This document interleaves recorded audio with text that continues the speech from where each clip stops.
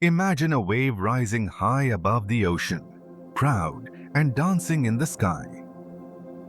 But when it falls back, it realizes, I was never different.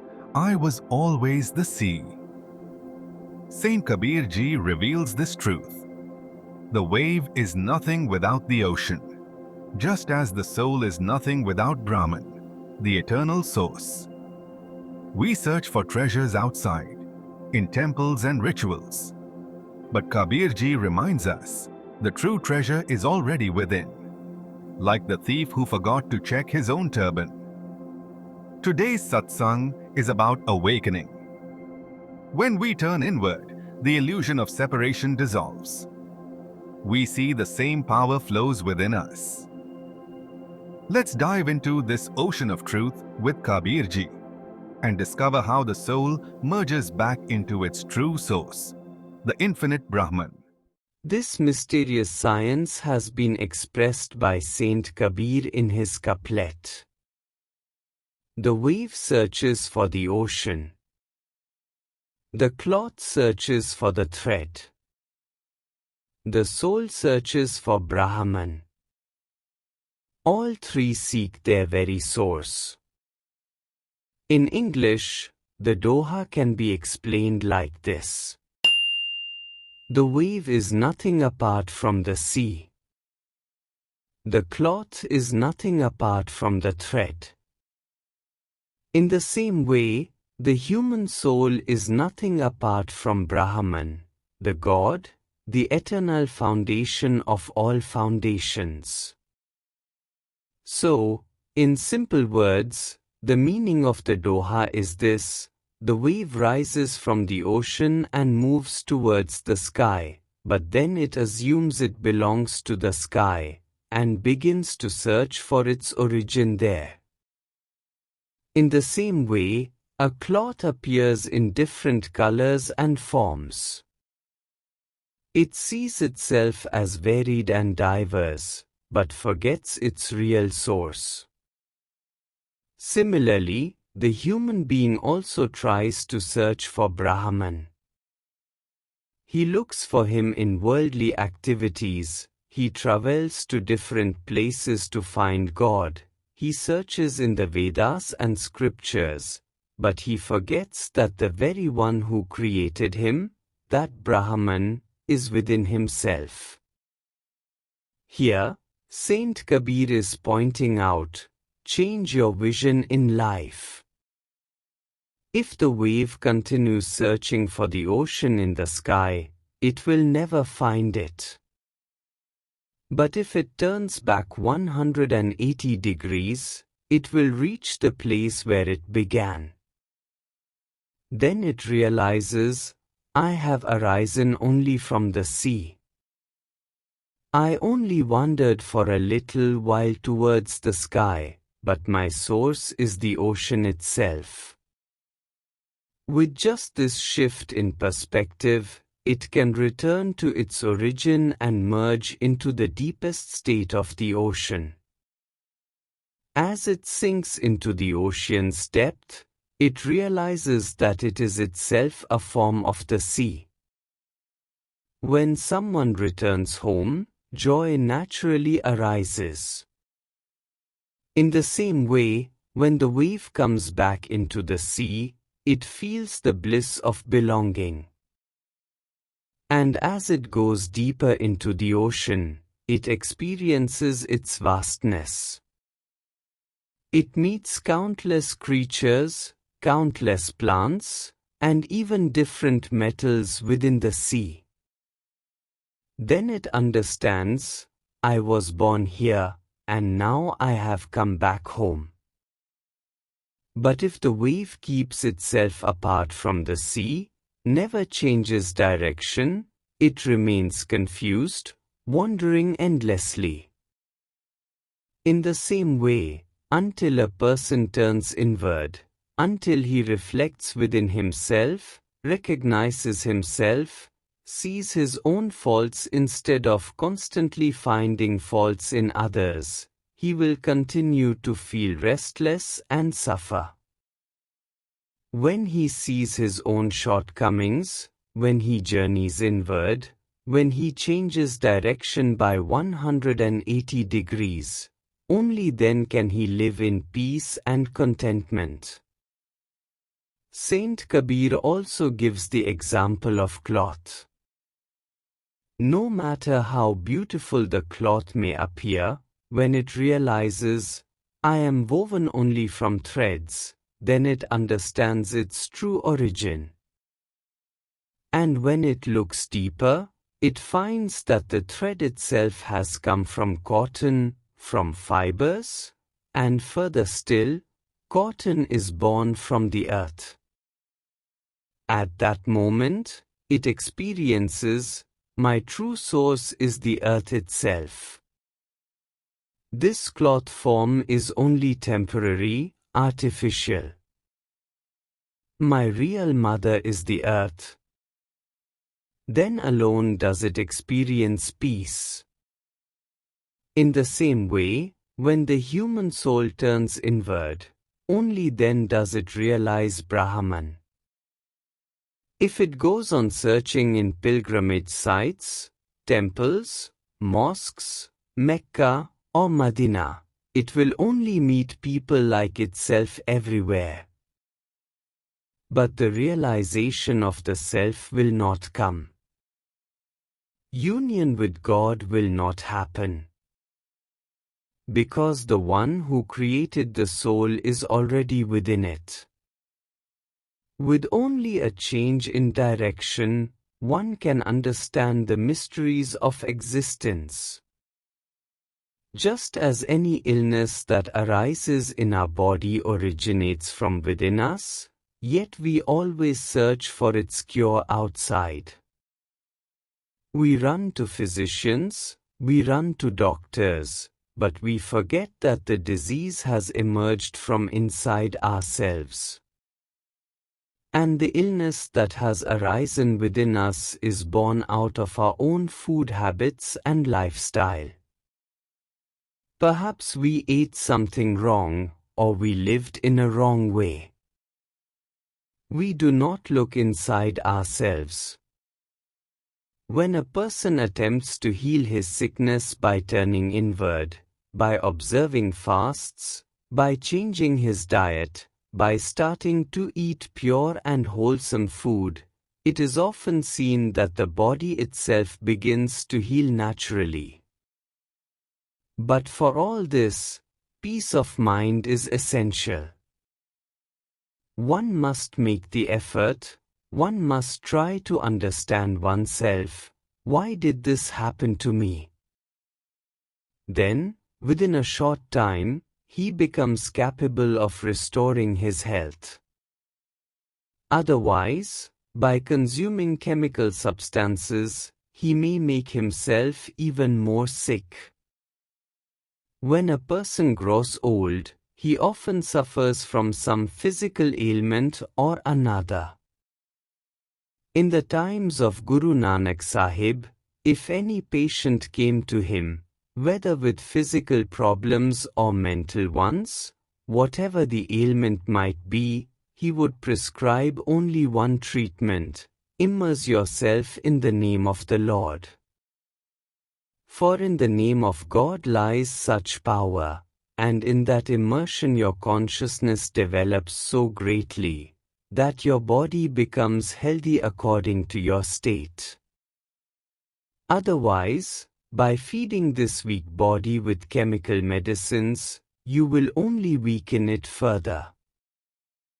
At any stage of life, if one remains in union with God, if one remains in awareness of one's own consciousness, then consciousness itself is the supreme power.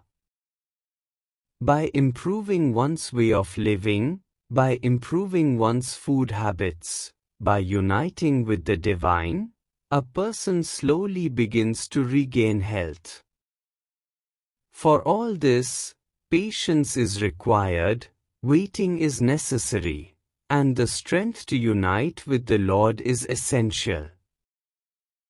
Without that, attaining health becomes difficult. I am reminded of a small story. There was once a great devotee, a woman named Hasan. Everyone in society respected her deeply. She was a most gentle and noble lady, who spent her time in remembrance of the Lord's name. She had grown old. One evening, at dusk, she was searching for something in the lane outside her house. Since everyone knew her, people came near and asked, "Mother, what are you looking for?"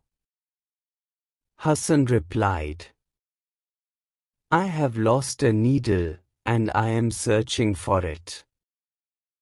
Because she had many well-wishers, people began helping her look for it.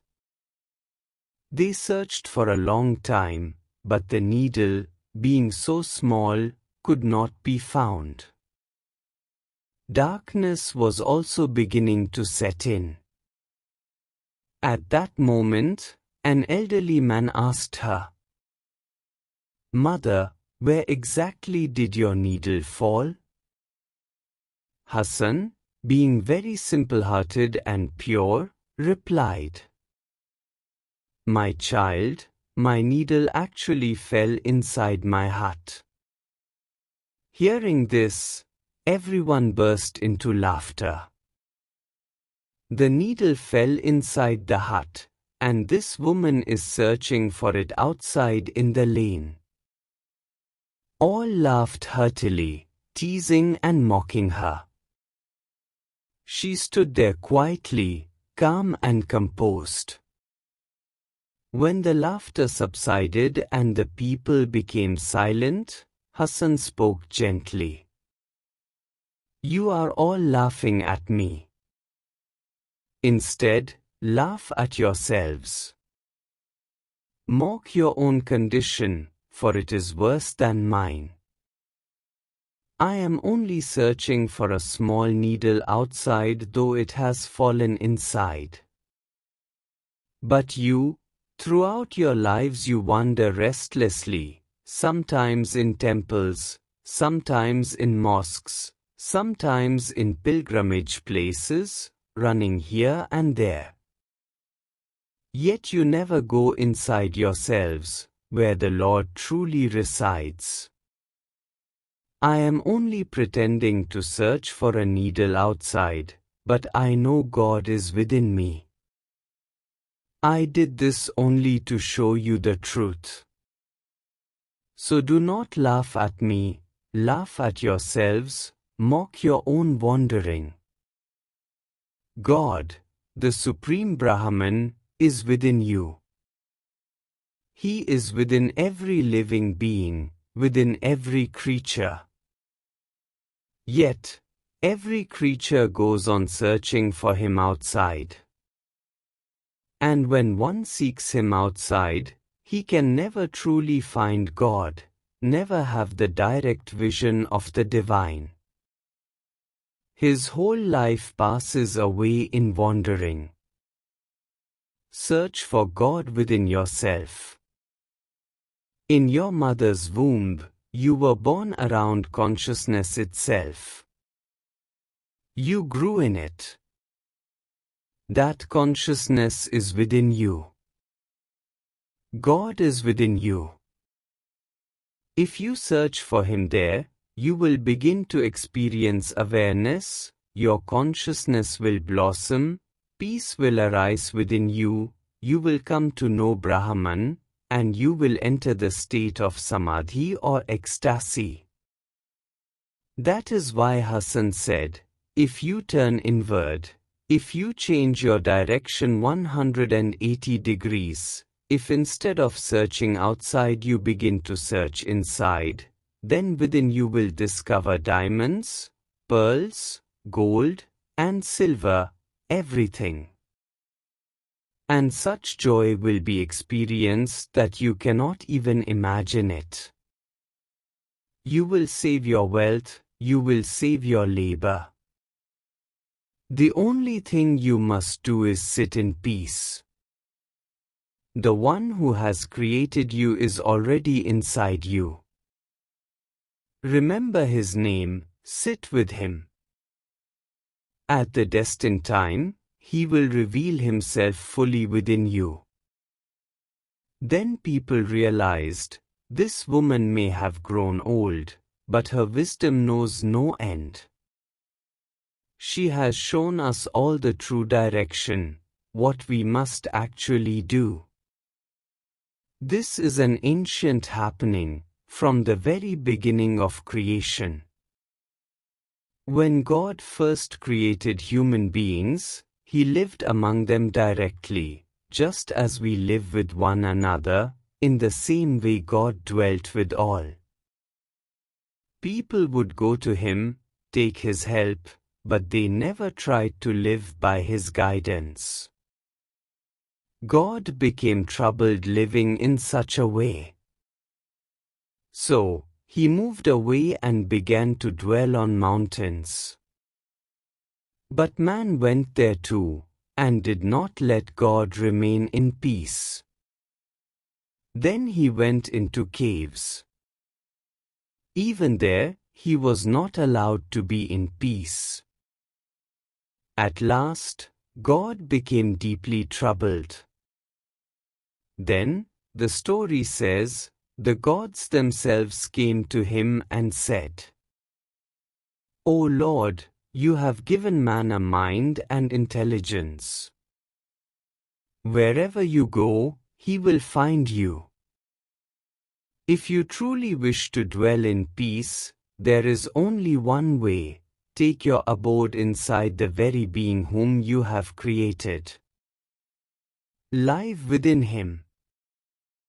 God liked this suggestion. From that time, for millions of years, He has been dwelling inside every living creature. Whomsoever He has created, within that very being He abides. But man continues to seek Him outside. And so, God remains in every cell of our body, quietly, peacefully, blissfully, resting in non-duality. After millions of years, saints and sages realized this truth: wherever we search for God outwardly, He is not there. When they received inner vision, they experienced that God is hidden within us.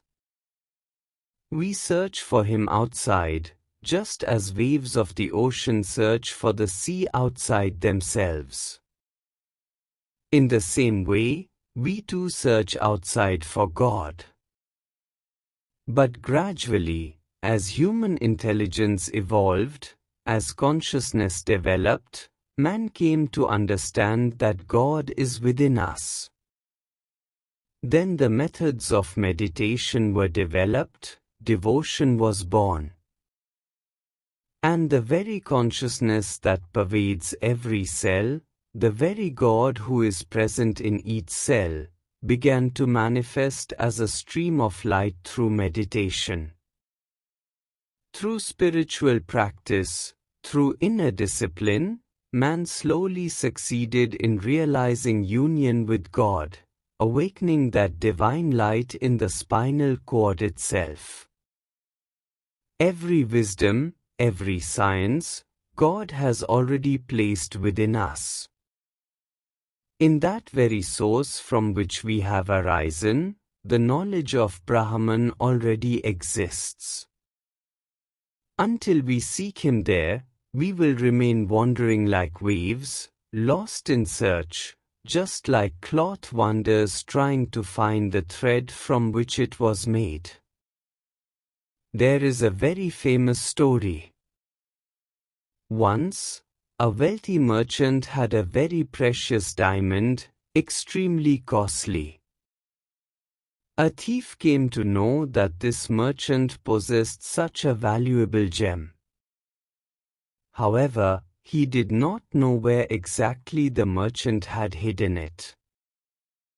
The merchant set out on a journey, and the thief was certain that the diamond was with him. When both the merchant and the thief reached a city, they were given lodging in a dharmashala or rest house. The owner of the rest house said, "I have only one room left. Both of you will have to stay in the same room. I cannot give separate rooms." The merchant had no other choice, nor did the thief, so they both agreed to share the room. Now, the merchant was a Marwadi, a shrewd and clever man, with great intelligence. He thought to himself, "If I fall asleep, the thief will surely manage to steal my diamond somehow."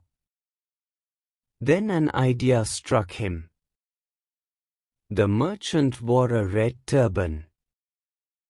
The thief had a black turban. When the thief was busy moving about in the room, the merchant secretly took the diamond, which he had hidden in his own turban, and quietly placed it inside the thief's black turban. Then, feeling secure, he went to sleep peacefully. The thief, however, was determined to steal.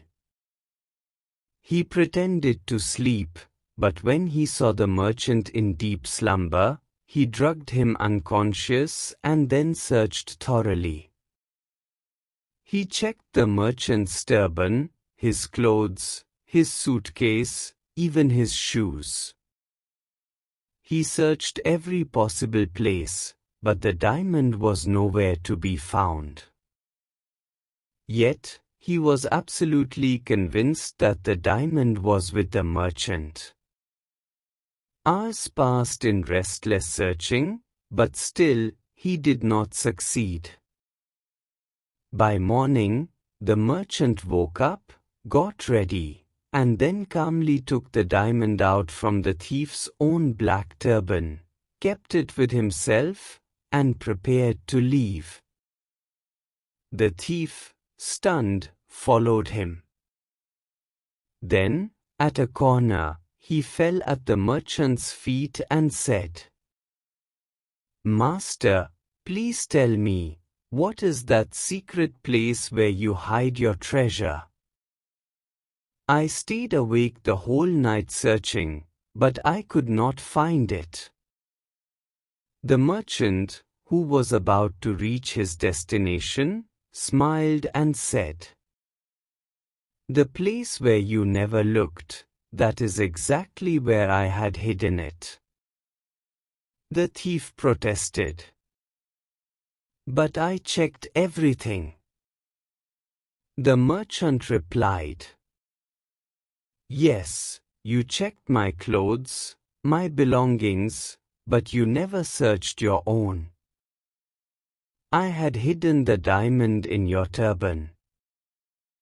At that moment, the thief realized, treasure is never found by searching outside, it can only be found within oneself. The purpose of this story is simple: nothing is ever attained by seeking it outside. Whether you are searching for God, for treasure, or even for health, whatever it is, you will not find it outside. You will only find it within yourself. God too is inside you, in the form of the eternal unstruck sound that is, Anhadnath. He is within you as one, not in duality. You look at him with two eyes and see separation. But if you look with the vision of one, you will experience non-duality, and you will find him. When King Janaka attained knowledge, he said to sage Ashtavakra, "I now feel that the same power which is within me is also within you, and within everyone. I no longer see any difference." Ashtavakra explained, when a person enters the state of non-duality or Advait, then God is seen everywhere. He appears in every form. God stands right before us. Non-duality means emptiness, shunya. When you enter the state of emptiness, then from all directions you will see only God. But because we are not in that state of emptiness, because we remain trapped in our thoughts, our emotions, our actions, therefore, we do not see Him. If you look at the ocean, it contains water. But what is water? It is nothing but hydrogen and oxygen. And hydrogen and oxygen are present in the universe. So, water too is simply another form of the universe.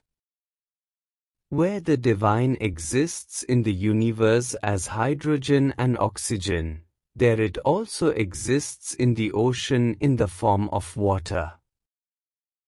The divine is non-dual. Its form is one everywhere. Thread comes from cotton. Cotton grows from the earth. And the earth too contains water. The earth too contains the spiritual, cosmic energy of the universe. So, everything is non-dual. Everything is one. When a person comes into this state, he begins to look within. He dwells in solitude. He remains established in steadfast wisdom or sthita pragya. What is sthita pragya? It is the state of non-duality. That itself is the divine. There is no need to search for the waves outside. In the ocean itself one will find the divine. There is no need to search for treasure outside. Look within yourself. Had the thief looked in his own turban, he would have found everything. Just as Hasan used to look within herself. She never went to holy places. Within herself she would behold the vision of the divine. This itself is a great state. Whatever food we eat, or whatever clothes we wear, all come from the earth. And all of that is nothing but forms of water, air, and earth. We all eat the same food. We all breathe the same air. We are all one. If, when seeing another person, we realize, this is my very own form, then where is the difference? There is no difference anywhere. The only difference lies in our perception. Because of our impurities, we see everything as two. We feel that the other is separate from us, and we are separate from them.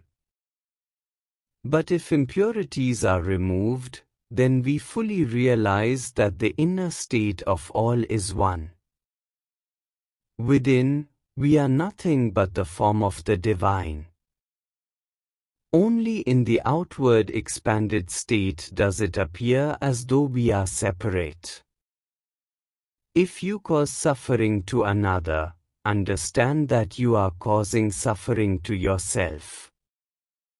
For what is the difference between you and the other? Nothing at all.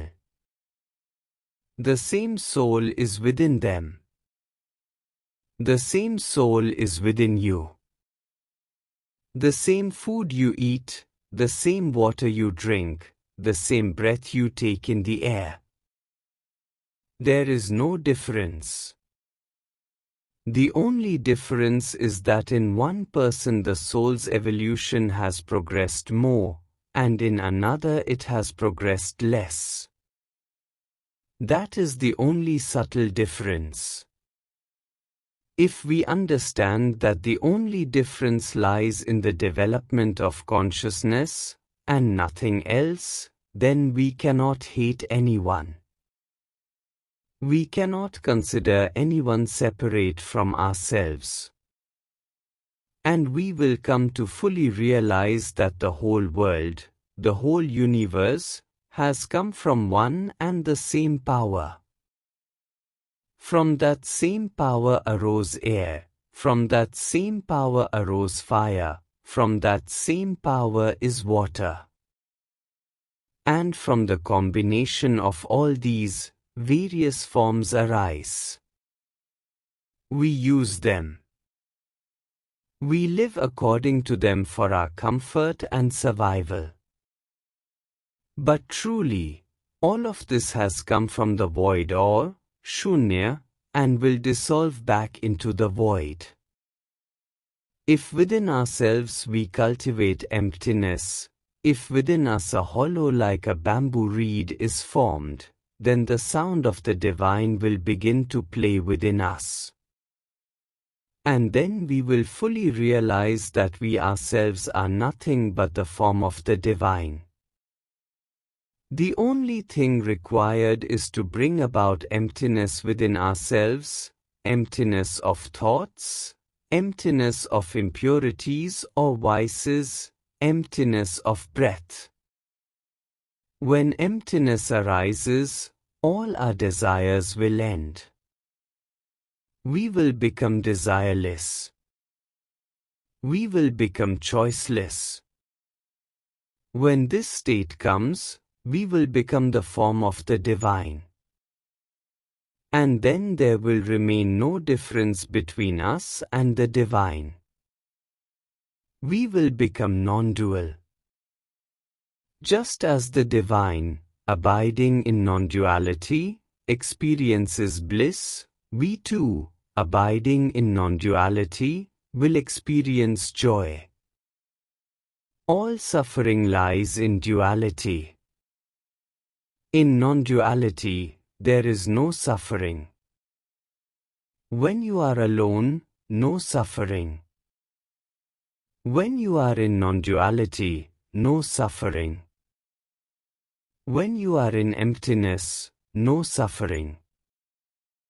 For this itself is the state of the divine. And from here is our very origin. From where our origin is, if we live in the same way, we will remain far from suffering. Our origin is from the divine. And if we begin to abide in the divine, then our life in every form will be fulfilled. We will come into completeness. We will become one with the divine.